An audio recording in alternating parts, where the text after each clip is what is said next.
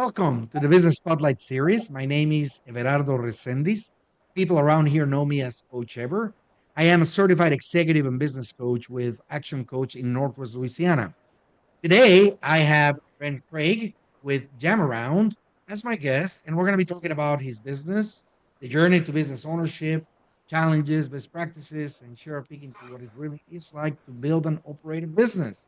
If this is your first time on the channel, please be sure to like and subscribe to get notifications when we drop new conversations just like this one. And so, Brent, welcome and thank you for being here today. Yeah, hey, what's up, Coach? Thanks for having me. Would you share with us a brief overview of your background and tell us a little bit about the business? Yeah, so my background is in media and marketing. I started a company before this one called Neutral Grounds, which told stories in New Orleans. We did a lot of content from documentaries. We did a lot of music, and I'm also an artist. So I make music, I paint, sculpt. Have a really creative background, and we kind of led into Jamaround through this accelerator program called the Idea Village, which took us in around 3 years ago, and they helped us get our startup going. We won a big competition, which was the biggest pitch competition in America at the time. We won around $400,000 for our idea Jamaround, which at the time was a connection networking app for music artists. And we have been expanding and growing and doing a lot of research. And we've landed on to what our current strategy is. It's more of an intake intelligence solution for the music industry. So yeah, a bit of a journey. Started from some accelerators, a big pitch competition win, and my background is initially in media and marketing. Okay, and so tell me a little bit about Jamaround and what artists do with it. Yeah, so Jamaround is a company that's meant for businesses. So to take you a little bit through the journey, we started out as this connections app for music artists. It was more so like a Tinder meets LinkedIn for music creators. And that was cool, but it wasn't something that was really sticky, and it was a really competitive market. There was a lot of companies that were creating networking tools for music companies. So we tried to do a little pivoting. We went into the catalog management space, which also was really, really saturated in the music industry. A lot of people were trying to solve the problem of metadata in the industry and how to get all of these royalties and everything accounted for. So a real big problem. A lot of people were trying to solve it. One problem that we noticed people weren't solving was the problem of music inflation, which is the amount of music that's being pumped into the market is astronomical. We're talking around 100,000 songs come out every single day. And that's Wow. not, yeah, it's crazy. And it's not the songs that are being created. When you think about how many songs are being made per day, especially with AI, we can be in the millions. So with all of this content, it's bad for the industry and it's bad for the artist, because for the artist, now I'm trapped in this sea of content. It makes it really, really hard for me to stand out. So it's too much music, but it's not enough listeners. And as a company side, I need to find music in order to make my business work as far as signing acts. I need to be able to sell things to artists if I'm a retailer, but it's hard to sift through all of this content when there's so much of it coming out. So now it becomes harder to break artists. So the return on investment for artists is going down while the cost to break artists is going up. So it's creating a problem because I can't hire enough scouts and talent developers to find this talent, cultivate the talent, support the talent, and advocate for them so that we can get them a deal going. So it's causing a lot of issues in the music industry. And that's what made us think about Jamaround as a product. We thought about a way to create a robot worker that can work as an A&R in the music industry, which an A&R is responsible for the scouting, the talent development, and the advocacy. And we realized that if we put out something that an artist can upload their song to and get constructive feedback, the artist would have liked the tool because now they can test their music on the market and they don't have to send it to a friend who may not respond, or send it to a label who's not going to respond as well. So we built a product called Music Max, which was our first agent that we built using the Jamaround technology. And Music Max was an A&R bot that we put in the App Store. We launched that number 29 in the music category in the App Store. And it was a simple app. You upload your song. It tells you the DNA of the song. So the genre, the mood, the BPM, the key. It gives you the whole snapshot of what the song is made of. Because if you know what's in the song, then you can figure out how do I market it? You can figure out where to place it. Right. You can figure out where to spend your ad dollars. So we're just giving them access to more information so that they can make better business decisions by being able to give them a snapshot of the music. We also connected it to a chatbot. So now that all of this data has been analyzed of your song, let's feed it into a chatbot that can talk to you about it. So now I can talk to the bot. Okay, this is what my song is. What's the best way to market it? Can I get 10 marketing strategies? Can I get a list of playlisters or TikTok influencers that may promote it for me? So now we're giving them access to this deep intelligence that's natural language, so it can listen to your music and then coach you on it as well.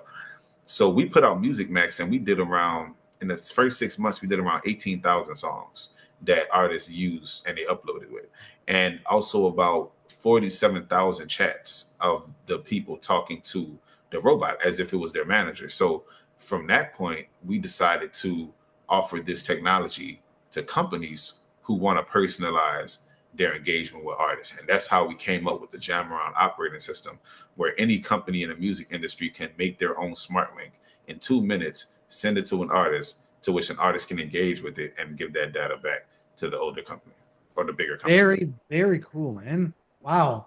And so, set the stage for the viewers and the listeners. What is the current ownership structure like? I mean, are you Yeah. the sole founder, owner? Do you have any No, so partners I in have it? two co-founders. Yeah, so I have two co-founders, Donovan Williams and Marlon Butler. So Donovan is the CTO. He does a lot of our building. Guy from New Orleans. We've been working together on countless other projects before we started Jamround together. But he's just a real good individual. Works a lot. Works really hard. We was just on the phone right before this interview because he's running some updates on the new product as well. And then there's Marlon Butler, which is my other co-founder. Me and him met in college. We're fraternity brothers, and he's a DJ, does a lot of artist relations, artist development. So we kind of have this symbiotic relationship where Marlon is doing a lot of the on the field work with artists. Donovan, he's doing a lot of the building. I'm doing a lot of the product stuff, marketing, and general business development. Right. And so, your role in this business is what? How do you structure your business then? Yeah, so my role is more of the business development guy. So I'm doing a lot of the meetings, I'm doing a lot of the sales. I do product as well. So I design the products, I decide how it flows, how it operates, and carry it over to the engineering team so that they can kind of bring it to life.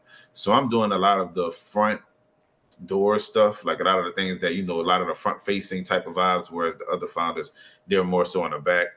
We also have advisory board members. We just signed on Cortez Bryant, who is the ex-manager of Lil Wayne and Drake and Nicki Minaj, Lil Nas X, as one of our advisory board members, as well as Kenny Welcome. He's ex-VP JP and Morgan. So just bringing in people or JP Morgan. So we're just bringing in people to kind of help us figure out how do we build out this product and build out a team that can turn this into a venture scalable company. And we do have some investors too. So like Gail Benson, Patrick Comer, Cooper Manning, PJ Morton, supported by a Wow, lot of local venture capitalists in the New Orleans ecosystem. And that was thanks to our connection with the Idea Village. that's amazing. Okay, so looking at your role, right? In your case, how many hours a week do you spend on, working on this in the stuff that you need to work on? And how much do you dedicate to the business, the strategy planning, all these other things?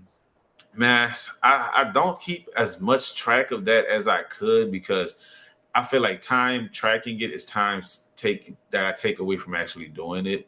But I do spend a lot of time on it, man. Like it's just sometimes I'm not going to sleep at 4 in the morning. I'm taking a lot of periodical naps, so I take like 2 3 hour naps in cycles, kind of sort of. But it's a never ending, man. It's a 24 hour 7 day a week job, man. But luckily, it's not something that I wouldn't mind doing. Like if I wasn't getting paid to do this, I would do it anyway. And that was how it was before we were closed our first round. Like you have to be able to stomach doing this, and it has to Yes, be something that you like doing. So it doesn't feel like work to me. So that's why I guess, don't track the hours really, because it doesn't really feel like work. I'm just waking up, getting out my list. Okay, I got to do this pitch deck. I got to send these emails out, have lunch, remember to eat, to keep moving like that, man. so there is a certain level of organization. Of course, You're just not tracking, how does my that time personal actually, hours. yeah, how does it Yeah, actually play out? I got you. yeah. And so, what is one thing you wish more people knew about Jamaround? One thing that I wish more people knew about Jamaround would be the current state that we're in. we had a lot of press when we won that pitch competition a few years ago. So a lot of people hear our name and they don't really know what we do, because even when we won, we were so early. We didn't even have our books done at the time. Like, this was we were still in an incubator level stages when we won what would be considered a pre-seed investment level check. So what I would want people to really know about us is currently like what we've been doing, what we are doing, with how we use those resources that we got when we won that competition, and what's next for us. That's awesome, man. And so, well, that leads me to marketing, which is an area that virtually every business has to work through and get good at, right? And it's often an area that people struggle with, right? And so I'm Right. always curious about what businesses like yours are doing. Like, is there like a marketing plan, strategies? Hmm. Is there a budget for it? What is it that Yeah. we're going after? Yeah, so we've done a lot of R&D. Most of our resources have been spent research and developing our product and finding product market fit.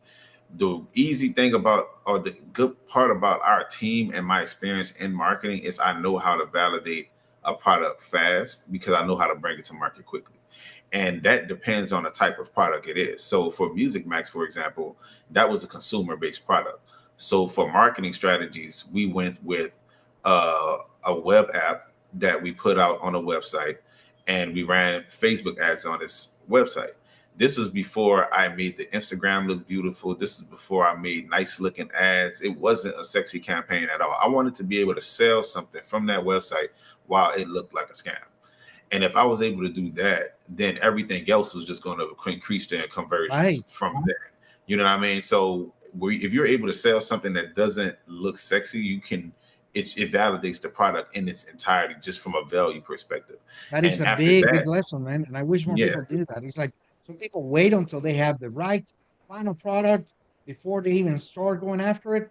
It's like, but yeah, you haven't validated that it works, right? yeah. Now people want it. Like right now for our next product, we sold around like probably around 5 subscriptions, around 50,000 a year in revenue before the product is even ready to be finished. Like, we have people waiting on it right now so that we can go and get the contracts rolling. Like, it's you got to validate things earlier, but that's for another type of category, which is a B2B SaaS. The go to market for that is different. What we did for the first one was, once we sold a product on Music Max, the website, then I started running ads on it. We started selling a lot of song scans. After that, we went to the App Store. But for the App Store, we did a pre-save campaign where you can, I think it was like a pre-order campaign where you were able to pre-save the app before it came out.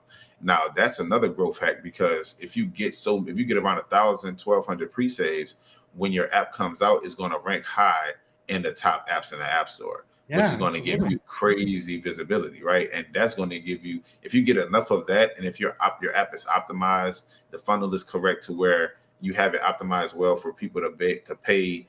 They have the paywall right at the login. And you just, if you go to App Masters on YouTube, he pretty much breaks down everything I'm saying. But essentially, if your app is optimized well for the pre-order campaign, you can jump out the gate making 20, 30,000 a month just from that pre-order campaign.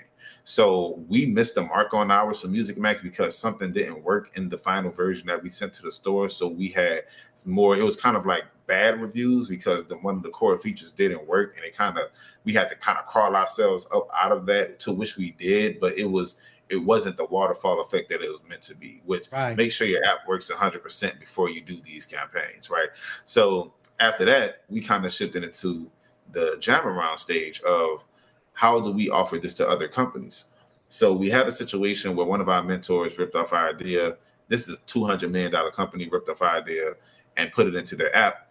And we realized that we don't have the resources to compete with these companies with Music Max, but we could offer the tools that we use to build Music Max as a solution for other companies to make their own version of it. So that's how we got from this B2C strategy to the B2B strategy. But now we go to B2B, the marketing looks a little bit different.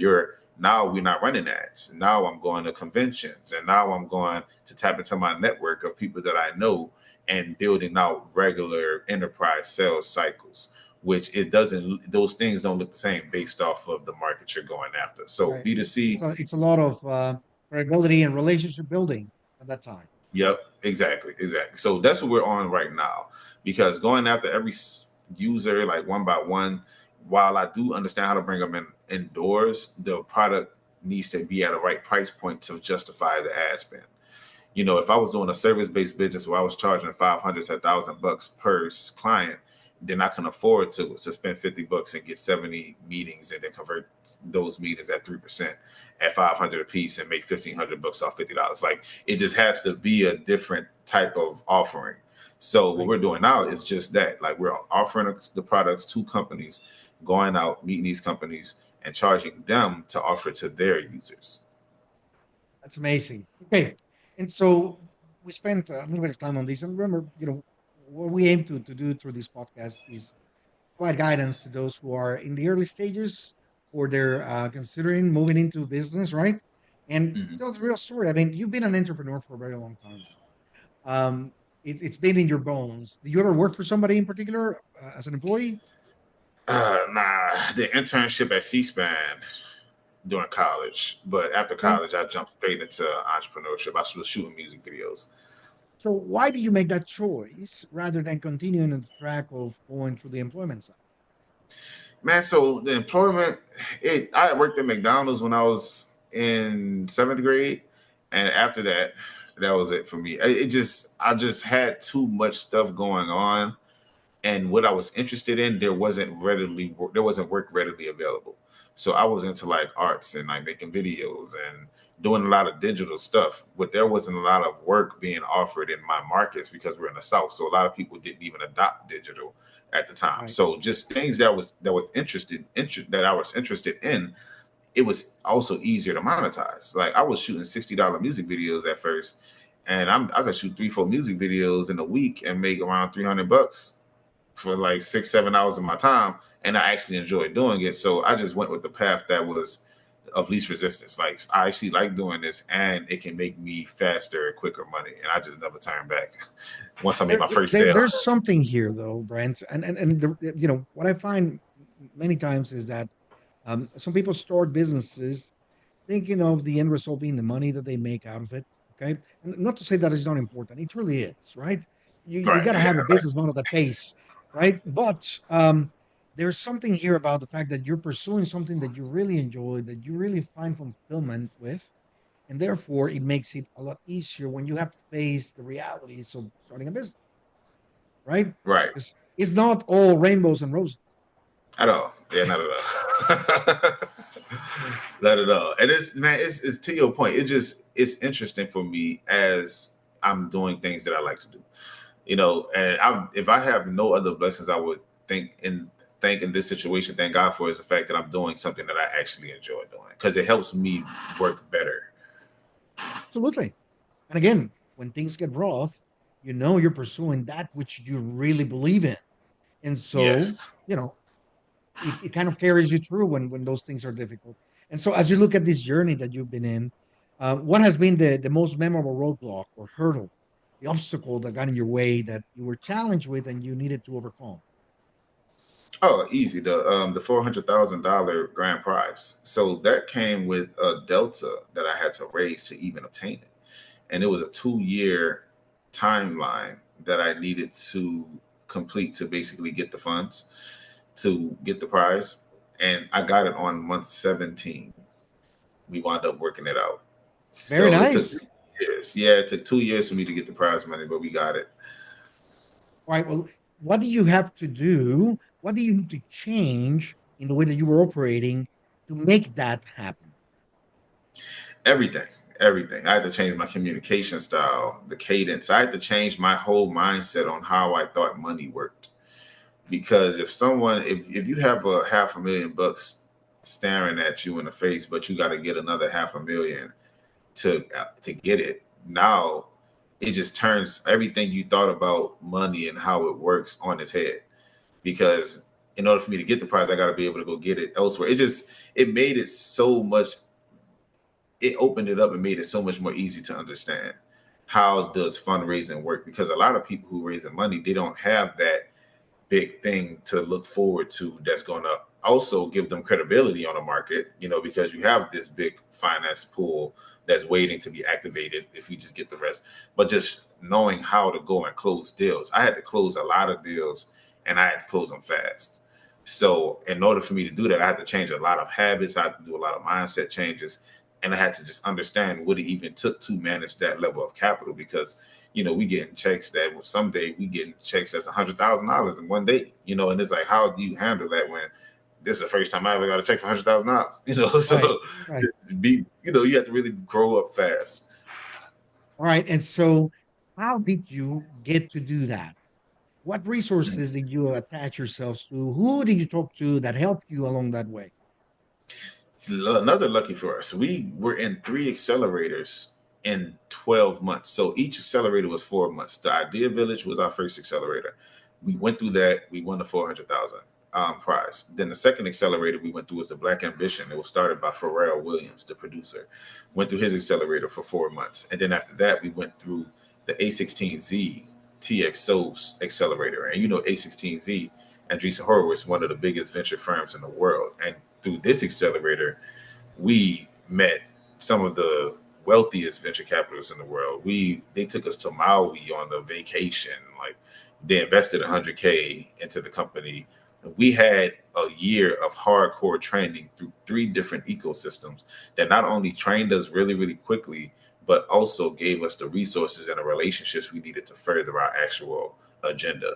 So that's where I was able to get these resources, going into accelerator programs, being coachable, putting my best foot forward, treating it like I'm going to university, meeting everybody I can, developing relationships with them, and just capitalizing on it. So that's what I would encourage any founder to do out the gate is to go attach yourself to an ecosystem and accelerator.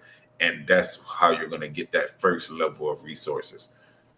That's right. I find that um, there's a lot of pride in the I'm starting something new and I want to get it done and I want to be able to do it on my own. And there certainly is some value to that. There's no question about it. It's about building yourself up. And yet, those who succeed, those who make it to great lengths, are able to, go in and find those resources that will help them move to the next level. So that in itself is a lesson that everybody that is listening to this podcast needs to get through. Um, you can certainly do it on your own. It may take you a long time to do that, or you can raise your hand and say, "Hey, I need help with this," and somebody will come Exactly. along the way. May not be for free, but it will be where we'll take you to the next level a lot It's going to be faster. worth it. Yeah. All right, man. So let's move forward and look at what comes next. And where do you see this business going in the next 3 to 5 years? Yeah, so in the next 3 to 5 years, I see Jamaround going through a lot of evolution. We're really going through a big transition right now. And we were talking about this a little off the record about how Jamaround is expanding. And the expansion came as a result of us realizing how difficult it is to solely run a business in the music industry. And that's for a lot of reasons. One of the biggest reasons being that it's just a monopolized industry. Like the music industry, it's either the have or the have nots. You're either talking to the biggest label in the world that's making $1 billion a year, or you're talking to a record label with someone who doesn't even make $100 a year. There's really no in between. And a lot of the what would be small to medium sized businesses in the music industry have been bought up by these big conglomerates. So it's really, really hard to get things pushed through. But we have gotten some good traction with one of the biggest record labels in the world. I don't want to mention the name publicly right now, as we're still in talks. But there's just more room for growth. And the growth, we don't just see it in the music industry. We see it in the film industry. We see it in the book publishing industry. Like this music inflation can also be applied to script inflation or book inflation, like just the overall content inflation, where these generative AI tools are making it to where there's so much content flooding the market. And these companies are going to need intake intelligence to give to their users to support them, help guide them, and then also grade, scale, and filter the submissions that come in. So Jamaround is going to become a product within an ecosystem of tools that apply to different verticals. And it's going to be under an umbrella that we call Savant. So Savant AI is going to be the new company that we roll out once we get things closed out with this round and get all everything, because we're raising the funding round right now. But once we get things closed out, we're going to move into the Savant umbrella, which is going to have Jamaround as the music intake product. We're going to have Savant Spar, which is going to be for pitch deck intelligence. And then once we get these two markets validated, we may move into other verticals as we scale. But just giving us a more of a opportunity to provide value to these accelerators and these venture firms that supported us and help them scale their intake, because they get thousands of pitch decks per year, and they're spending hundreds of thousands of dollars on support and associates just to go through and read them. So providing these tools for companies who need it, that's the next step, and we're going to be doing it under a new umbrella, which is called Savant. All right. And so what's the goal at this point? What do you want to make sure that happens? Yeah, so the goal, man, is for us to possibly exit Savant as a company or sell off some of the individual assets. So if a big music company wanted to buy the Jamaround, we sell that, but just building these tools that can be venturely scaled and sold so that we could bring some of this value back to Louisiana and back to New Orleans. Like there has been a big acquisition with Lucid and Level Set. But we're looking to keep that momentum going, get some more acquisitions going so we can show what the power of technology in Louisiana actually is capable of if you just put resources in people who may not be represented on the front lines of tech and innovation. Man. Well, as we're thinking of the future of the business, it's always important to address the topic of building a great team, right? You have your co-founders. Besides that, where do you see your team growing? Yeah, so team growth. That's an interesting topic because we're in the age where we're building tools to replace employees, right? Yeah, And a lot of our stuff that we use, we're AI first company, so we use emails, AI bots, and we use social media AI bots. So a lot of the things that we use to capture a lot of these rudimentary tasks are being done by robots. So as far as expansion, we're only thinking real true strategic hires, like growth hires, maybe some R&D experts, AI researchers, but not the traditional hires that you would see at a company our stage, because a lot of those jobs internally have already been given off to AI. right. Of course.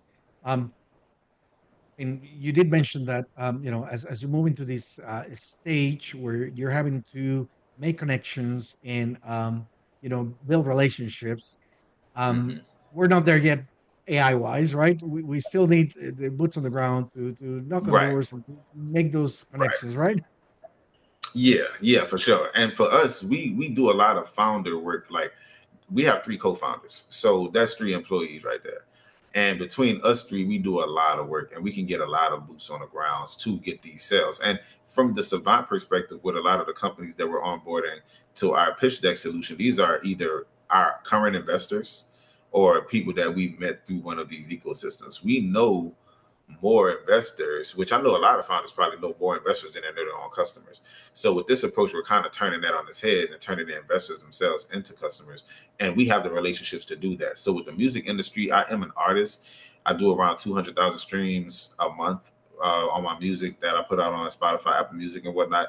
So I understand it, but the connections is not that many of them. So while we do have connections in some of the majors, there's only four big companies in the music industry globally. So Right. once we get those four, we pretty much capped ourselves. So yeah, that's pretty much our approach with that. It's just making sure that we have the resources to get where we need to get, but also utilizing our internal team to be able to get these first sales to get to our, like I would say, 100,000 ARR, or like our first $1 million ARR, and then we will start scaling. Wow. Well, we have certainly covered a lot of ground in this conversation today.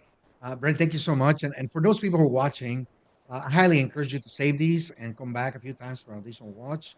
There's a lot of great nuggets here. And what you're doing, being at the forefront, or call it in the breaking the paradigm type stage, it's going to require more people going into it and investigating. And so, as we begin to wrap up, I have a few rapid fire questions. And Cool. so, quick top of head answers for each. Number one, Okay. what is the key to success for you? Motivation, self motivation. Very good. What is your one piece of advice for other business people, people who are thinking of starting? Use AI. They have to, right? That's no longer the time where you need to make it all on your own. Um, Yeah. what is one book you're reading now or you have read that you will highly recommend people to get a hand? The Hard Thing About Hard Things by Ben Horowitz. Love it. We'll make sure to put a link on that. And so if you were to choose only one area of your business that you could immediately improve tomorrow, what will that be? That I would improve immediately. What? Tomorrow. That you That could I improve tomorrow, what will that be? Oh, that I could improve tomorrow. Engineering. Engineering. Elaborate a little bit more. Yeah, so engineering, we use a lot of AI to do a lot of our coding. But we need more people in that regard, not for the code writing, but just for the deployment and management of the code. Because there's so much code being written. My co-founder last month pushed around 71,000 lines of code in 1 month. And using AI as a co-pilot. But now we need more engineers to go through, sift through, make sure things are working appropriately, making sure that nothing is getting put in there that's not useful or something that could possibly break things. That's what I feel like we are good at. Like what we need more of. Sales is kind of selling really, really easy right now. So I would have said sales if we didn't have over 10 customers in the pipeline right now. But the only reason why we haven't sold them yet is because of engineering Right. hurdles. So that's why I was the engineer. In your case, it's almost is that whole thing about sales and capacity, right? And we get Yeah, those sales, so we have the capacity to deal with them, right? I'm with you. I'm with you. And so before we get into the final question of the day, how can other people learn more about you or your company, and how can they get in touch with you? yeah. So you can get in touch with me a few ways. I'm real big on LinkedIn. So Brent Craig, BrentCraige. You can look me up on Instagram. I'm on TikTok. Real big following on TikTok. I do a lot of tech content, AI content, culture ready content. Grounds, which is my media company. That's another place where you can find some content that I make. And as far as reaching out, you can just shoot me a connection on LinkedIn and DM me. That'll be cool. I'm pretty active on there when it comes to a lot of building professional relationships. Awesome, man. And so, last question of the day is: what do you find that is most inspiring for you today? What's most inspiring for me today is just the fact that there is a new day. I woke up really, really early this morning, like 4 a.m., and did some work, went off a bike ride, just really took in life and just felt alive. And that's one thing that I'm more appreciative for is that, you can be born as anything, you can be born anywhere, but you are who you are at this moment. And it could be worse. You could be in a lot more worse situations than you are now. So just really just being grateful for the opportunity to even build things like this, to meet people, to grow as a person, business wise and personally. That's what life is about. Man, that's so good. So thank you. Thank you so much for joining us today and sharing all these with us. Thank you to the audience for watching and sharing. You never know who you might be inspiring by having them listen to this interview. And I so really make it a appreciate great you, day. Coach. It Of was great course, talking of to you, man. course. Of Good course. one. Peace, man. Talk to you later. Bye.